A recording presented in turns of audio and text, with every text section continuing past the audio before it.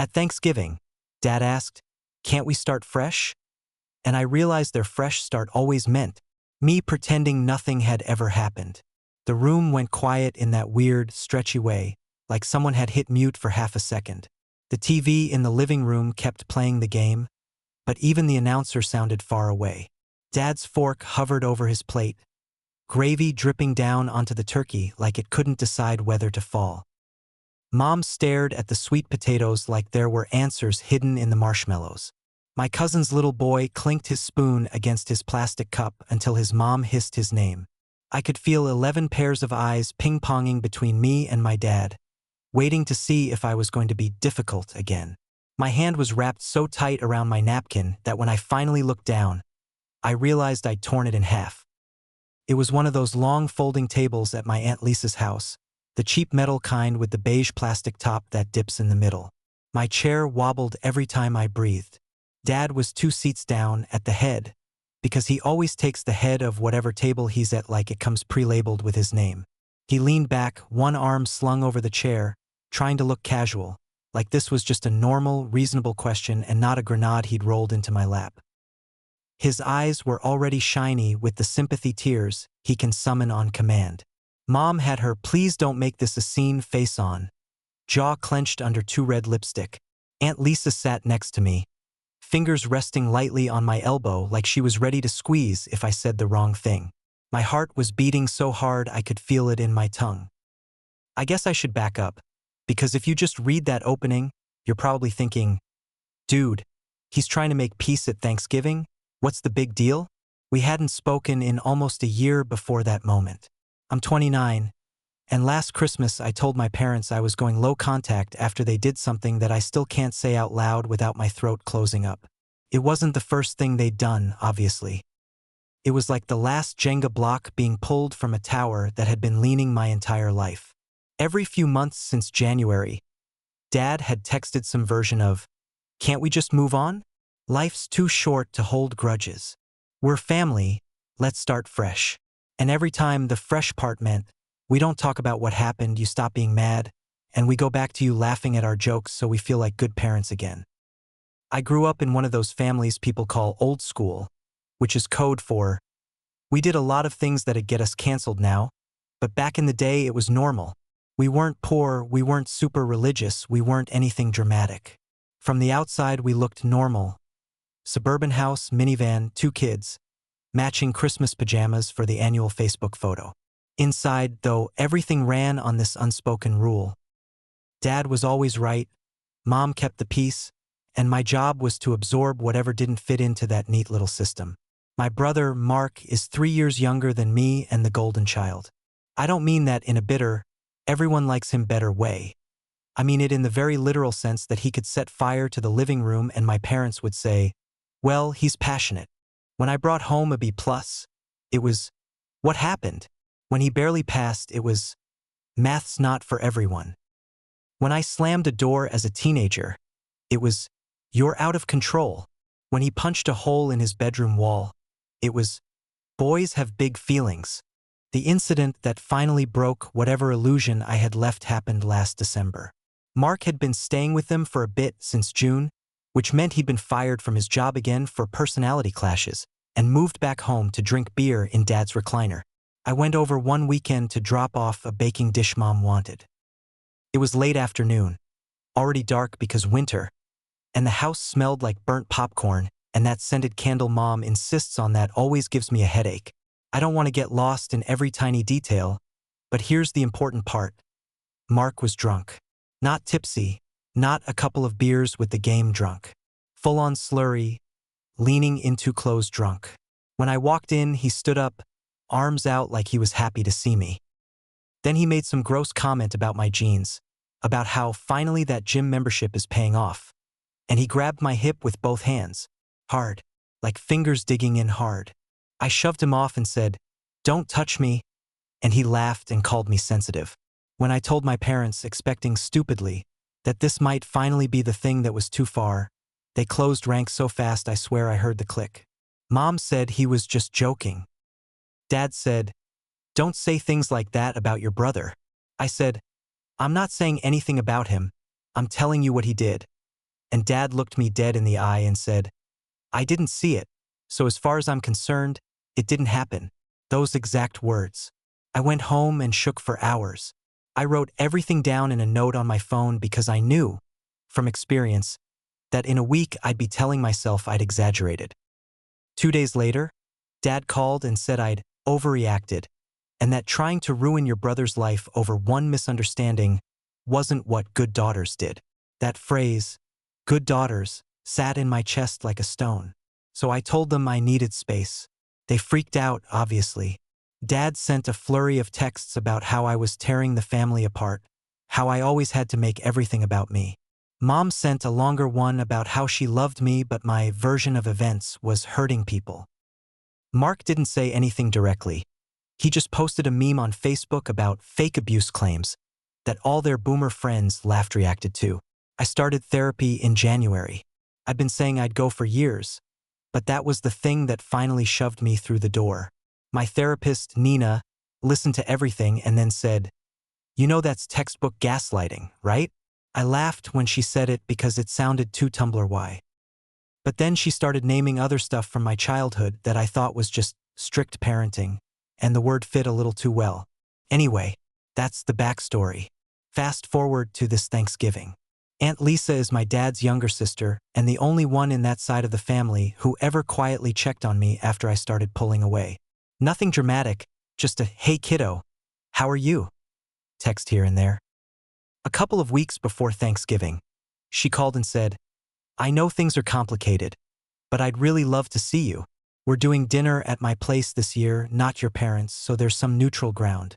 No pressure, but I wanted to invite you directly." I sat on that invitation for days. Part of me wanted to say yes because I missed my cousins. I missed the stupid traditions like arguing over the wishbone and playing cards after dessert. Another part of me pictured sitting across from my parents and felt physically nauseous. I brought it up in therapy and Nina said, "It's okay to want both connection and safety. You can make a plan that protects you." So we came up with rules. I'd drive myself so I could leave whenever. I'd stay no longer than 2 hours. If Dad or Mom tried to corner me into a talk, I'd say, "We can discuss that another time, not today." It sounded reasonable on paper. Walking into Lisa's house that day, everything smelled like garlic and sage. Her dog nearly knocked me over in the hallway. She hugged me like she meant it, not one of those stiff, obligatory family hugs. "I'm so glad you came," she whispered into my hair before she let go. I could see my parents in the living room, Dad wearing that horrific brown sweater he thinks is festive. Mom perched at the edge of the couch clutching a wine glass like a life raft. Seeing them for the first time in 11 months was weird. I didn't burst into tears. I didn't feel rage. Mostly I felt this heavy, familiar tiredness settle into my shoulders, like putting on a coat I'd forgotten how much I hated. Mom stood up, did the Olivia thing, came in for a hug. I gave her a quick one because it felt mean not to. Dad clapped me on the back like I was his golfing buddy. "Hey, stranger," he said, as if I'd just forgotten to text him back rather than blocked his number for months. To be fair, the first hour wasn't awful. We did that shallow catch-up dance. Work? Weather? Traffic? Are you still living in that apartment? Mom bragged to Aunt Lisa's friend about how I'd gotten promoted last month, conveniently leaving out the part where she once told me my job was a phase and that real careers had pensions. I stuck mostly to the kitchen, helping Lisa mash potatoes and refill drinks. Anytime Mom or Dad drifted in, I found a reason to move. Then we sat down to eat. My parents ended up near the head of the table because they got there early and staked it out. I slid into a seat near the middle, next to my cousin Hannah, who gave me a little conspiratorial smile. Across from me, there was an empty chair, which I didn't think much about until Dad got up, took his plate, and moved from the head down to sit directly opposite me. That was my first warning bell. He waited until after Lisa did the whole, "I'm grateful you're all here" spiel. Plates were full, people were talking over each other, kids were asking for more corn. Dad tapped his knife gently against his glass like he was the MC at a wedding. The sound cut through the chatter. All right," he said, doing his charming smile. the one he uses on new neighbors and waitresses. Before we all fall into food comas, I just want to say something real quick. My stomach clenched. Hannah shifted next to me. Under the table, my leg started bouncing on its own. He looked straight at me. Didn't look around the table, didn't make it general. Just locked onto me like a spotlight. At Thanksgiving, Dad asked, "Can't we start fresh?" And I realized their fresh start always meant. He left the sentence hanging like that, waiting for me to fill it with something nice. Forgiving each other? Or moving on? Or whatever hallmark line he thought I'd swallowed over the years. I could feel everyone's attention tilt in our direction. Aunt Lisa put her fork down very carefully. Mom stared rigidly at her plate. Mark, who had shown up late and already downed 2 beers, smirked and took a big bite of stuffing like he was watching a show. My brain split into 2 tracks. One was narrating the moment in my head. He's doing it in public so you won't say no, notice that, remember this, write it down later, like the little voice that's been there since I started therapy. The other track was just a roar of white noise. I swallowed. My mouth was dry. "What does fresh mean to you?"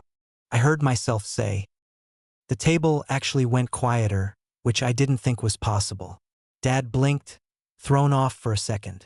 He recovered fast. "It means we stop dragging up the past," he said with this patient tone, like he was explaining fractions to a child. "We let go of grudges.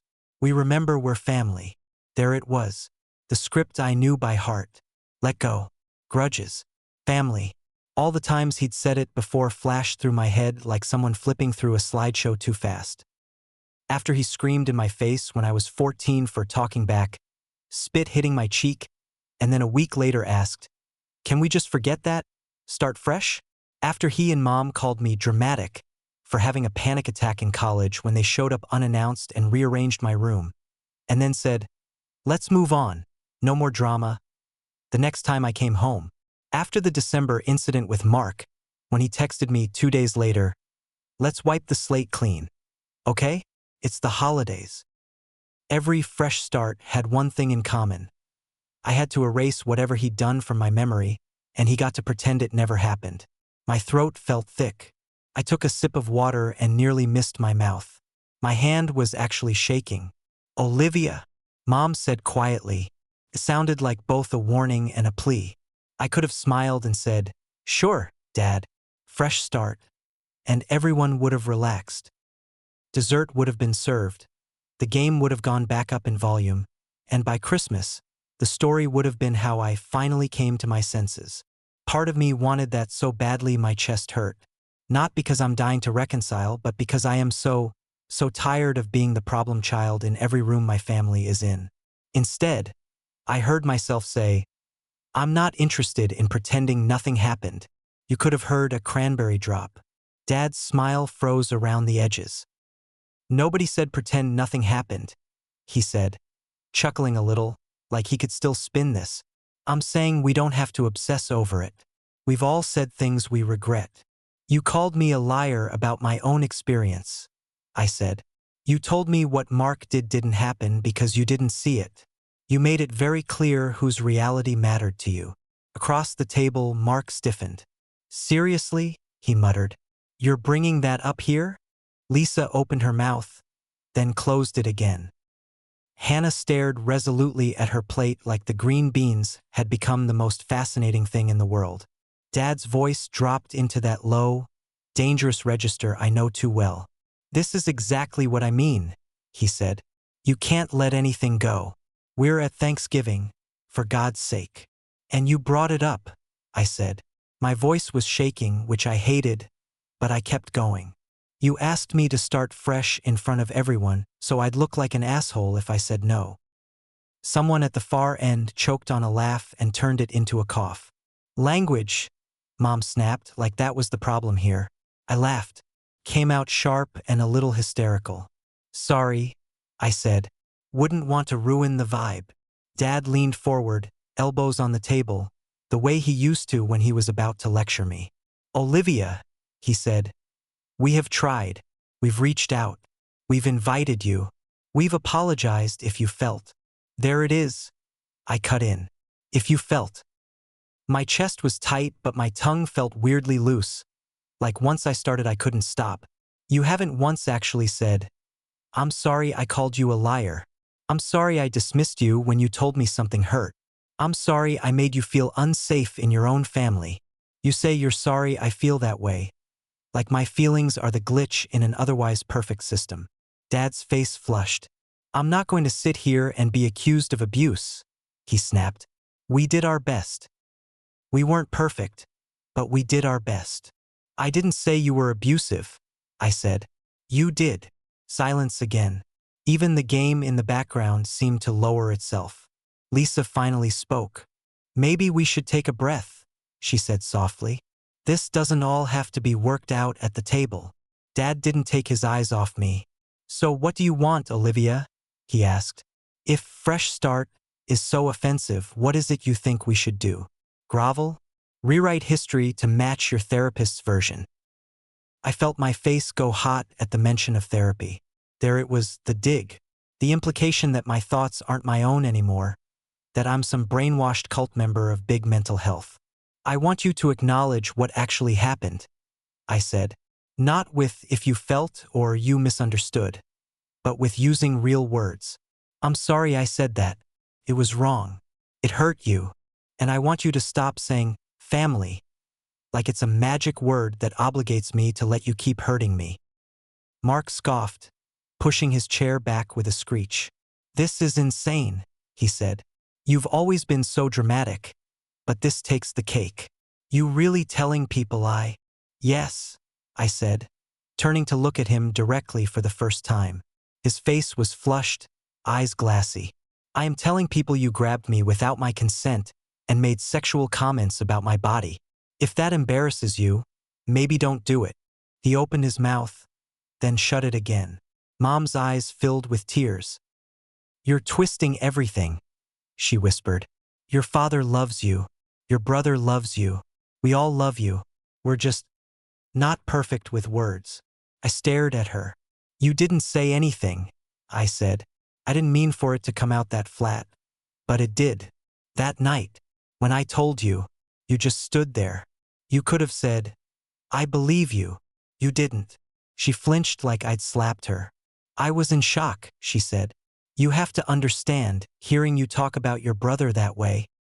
"He did it," I said. "I didn't make him." Lisa's hand tightened on my elbow. "Maybe we should step outside," she murmured. I suddenly became aware of how quiet the rest of the table was.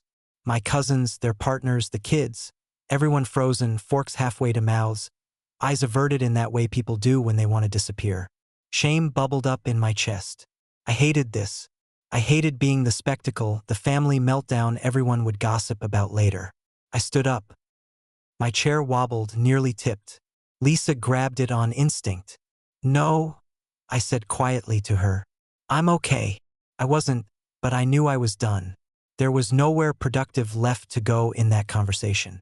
"I'm not doing this," Dad said, pushing back from the table too. "I'm not going to let you crucify us in front of the whole family. You asked me a question," I said. "You asked if we could start fresh."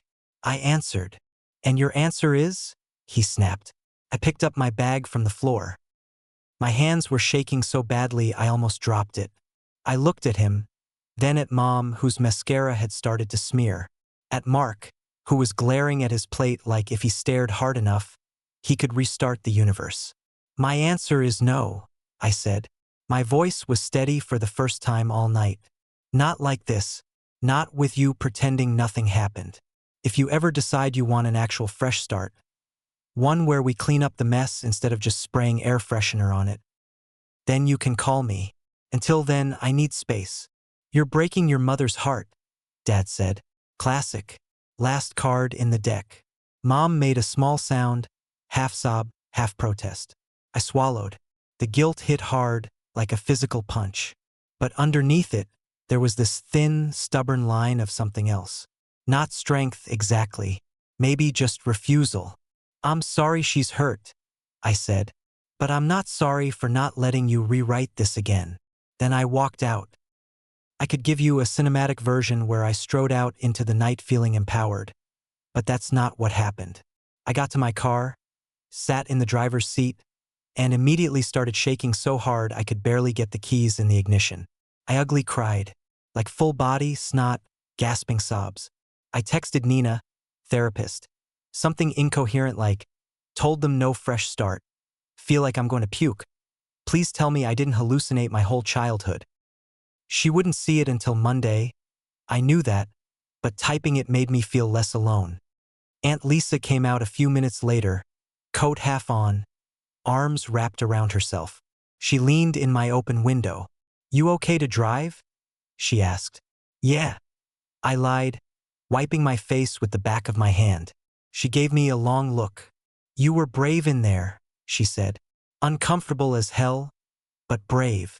Everyone probably thinks I'm a monster, I said.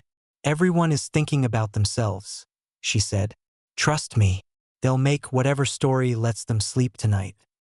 You need to write yours in a way that lets you sleep. That line stuck with me, so that's what I did when I got home. I took a shower, sat on my bed in the gross, oversized t-shirt I always wear, and wrote everything down in my journal. The way Dad's voice changed when he felt cornered. The way Mom's hands trembled, but she stayed quiet until I mentioned her not speaking up. The way Mark's face closed off when I said the words out loud. The way everyone else at the table stared at their plates, pretending they weren't hearing what they were hearing. And now I'm here on a throwaway trying to write it in another way. Because journaling is great, but it's just my own echo. I wanted to toss this into the void where strangers might say, no, you're not crazy. Or maybe, actually, you handled that badly. So I can hold something up against the version of events my parents are probably already crafting. I already got a text from Mom while I've been typing this. I know you're hurting, but you didn't have to humiliate us like that. This was supposed to be a nice family day. And from Dad, when you're ready to talk like an adult without attacking us, my door is open. We still love you. Life is too short for grudges. And from Mark, of course. Next time, just don't come if you're gonna ruin dinner, lol. That OL made my stomach twist. Part of me wants to fire off an essay to each of them. Part of me wants to block their numbers again and crawl into bed for a week. Mostly, I'm just sitting here feeling this weird mix of guilt and relief. Guilt because that's my factory setting. Relief because for once, I didn't swallow my version of reality to make everyone else comfortable. I don't know what happens next. I don't know if they'll ever give me the kind of fresh start that actually means something, one that begins with, we're sorry. We were wrong. And continues with actual changed behavior. I'm not holding my breath, but I do know that the next time someone at that table tells the story of that Thanksgiving where Olivia went off the deep end, there's also this version, written by the person they keep insisting is just holding a grudge. And for now, that has to be enough.